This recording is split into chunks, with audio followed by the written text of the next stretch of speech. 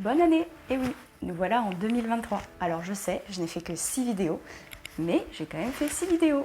Je repoussais le lancement de ma chaîne depuis des années, et puis non seulement je voulais que ça reste un plaisir, mais en aucun cas cela ne devait interférer avec ma vie de famille, qui est quand même ma priorité et pas tout à fait numéro 1. Et si justement on en parlait des priorités pour 2023, est-ce que le moment ne serait pas venu de simplifier un peu votre vie?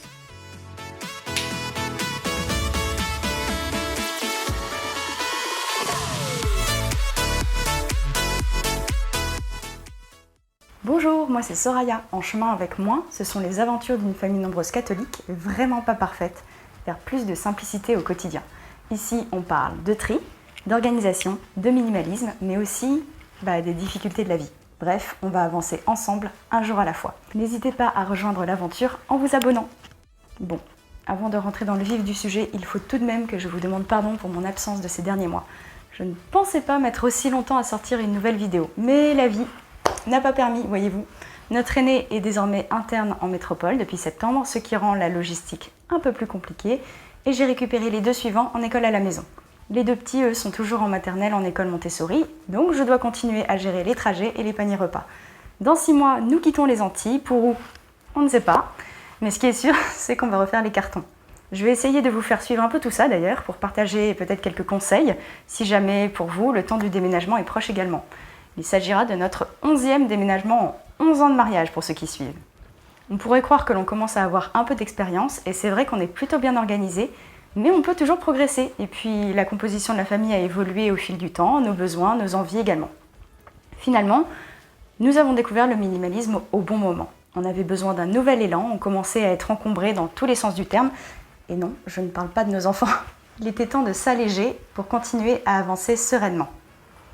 Alors Dieu sait si ces derniers mois ont été intenses, parfois sombres, remplis de défis dans tous les cas. Beaucoup attendent 2023 avec impatience en espérant laisser derrière eux une vie qu'ils n'avaient pas choisie. Mais qu'on aime ou non les listes de bonnes résolutions, ce qui est sûr, c'est que le changement, c'est maintenant. Pardon, c'est pas du tout ça. Qu'est-ce que je raconte? Je pense qu'on a tous des choses qu'on voudrait changer chez nous, dans notre maison, dans notre famille, dans notre vie. Mais avant de changer de voie, il est tout de même préférable de regarder son rétro, si vous me permettez la métaphore pourrie.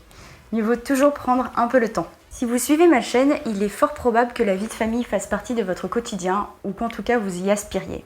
Dans la mesure du possible, j'aime bien inclure nos enfants dans nos réflexions.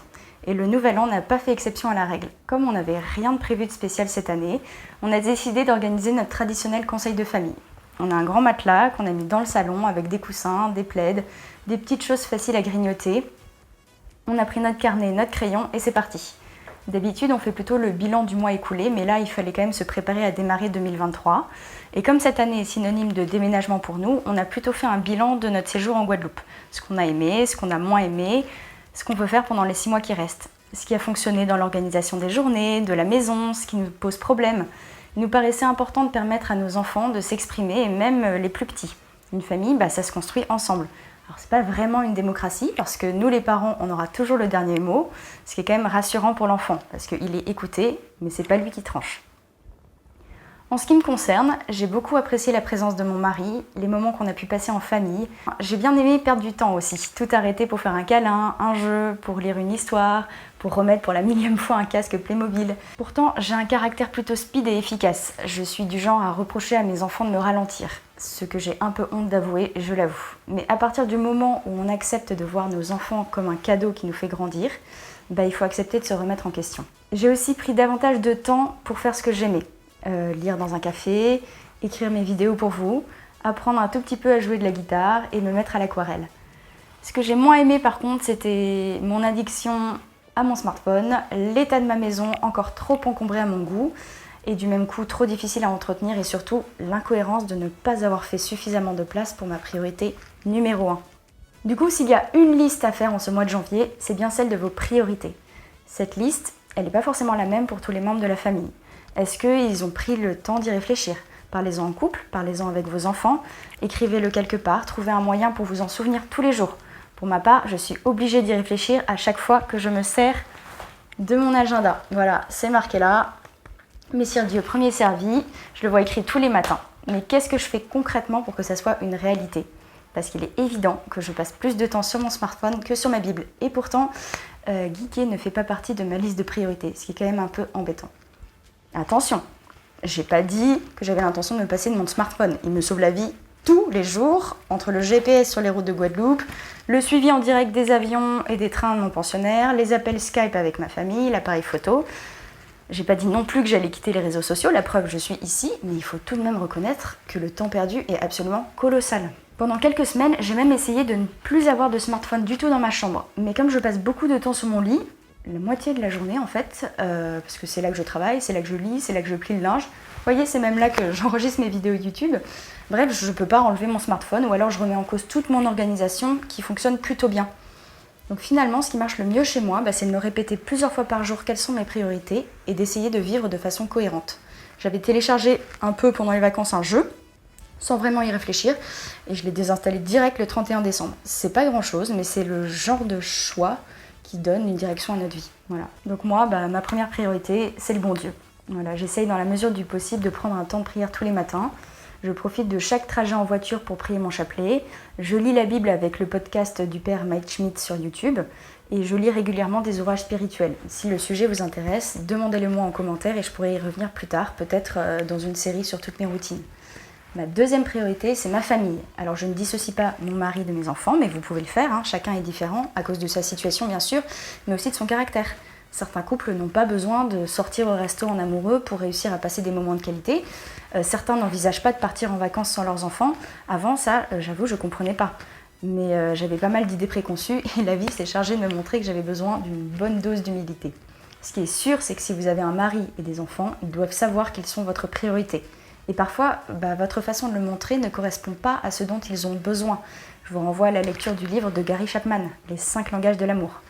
N'en faites pas des tonnes, mais ciblez vos efforts pour que ça soit efficace. La troisième priorité pour nous, ce sont nos proches. Je suis personnellement très proche de ma maman et de mon frère unique. Je m'entends très bien avec ma belle famille et mes amis sont comme des membres de ma famille. Donc en toute logique, je passe beaucoup de temps à leur parler, à leur écrire, à envoyer des photos, des cadeaux. L'éloignement m'empêche de les voir aussi souvent que je voudrais, mais j'essaye de me rendre présente autrement. Et l'attention, ça demande du temps. J'aime aussi beaucoup laisser ma porte ouverte. On vit au milieu d'un camp militaire et beaucoup savent qu'ils sont toujours les bienvenus pour papoter ou prendre un café. Le lien social, c'est fondamental et ça commence par notre voisin. Je dis pas que c'est facile, mais parfois juste faire un sourire à quelqu'un qu'on croise dans la rue, ça peut transformer la journée. Et quatrièmement, notre travail. Alors moi, j'ai choisi d'arrêter de travailler pour m'occuper de mes enfants, ce qui me permet d'être présente au maximum, de cuisiner moi-même et de ne pas avoir de frais de garde. J'ai conscience que j'ai de la chance, mais parfois, on s'impose un train de vie qui n'est pas vraiment nécessaire. Avoir moins de revenus, ça nous a obligés à revoir nos priorités, à ralentir et à mieux conscientiser nos choix. Souvent, notre société de consommation, elle nous a presque fait perdre de vue que nous avons besoin de bien peu pour être heureux.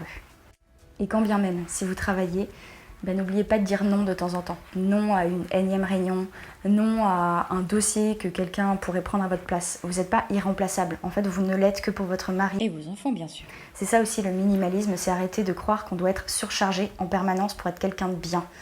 C'est vrai que c'est assez flatteur de s'entendre dire « je sais pas comment tu fais pour tout gérer, etc. J'y arrive pas ». Mais en réalité, déjà, je gère pas tout. Premièrement parce que ma maison elle est souvent sale et je m'en fiche un peu. Mes enfants, ils remettent souvent les mêmes vêtements plusieurs jours de suite. Je fais pas tous mes goûters maison. Mon mari, il fait bien plus que sa part à la maison. Nos enfants, ils participent aussi aux tâches ménagères. Bref, vous n'avez pas à tout faire pour avoir du mérite. Et s'il faut manger des pâtes le soir parce qu'à l'heure de la préparation du repas, vous avez préféré faire une partie de Pirate Attack avec votre 5 ans, c'est très bien. Voilà, je préfère ça et une maman qui crie sur tout le monde parce qu'on la dérange dans ses envies de perfection. Voilà, cette maman, c'était moi, ça l'est encore trop souvent, mais je me soigne. Et le minimalisme, ça m'aide à me recentrer. Et vous verrez que finalement, quand on est au clair sur nos priorités, on fait plus facilement la différence entre ce qui est important et ce qui ne l'est pas. Ce qui dégage du temps pour des pauses. Maintenant, je bois mon café chaud, voilà, et pas un jour ne passe sans que j'ai pu ouvrir mon livre. J'ai décidé en plus cette année de passer moins de temps en cuisine pour les fêtes et du coup j'ai eu plus de temps pour lire dans mon canapé.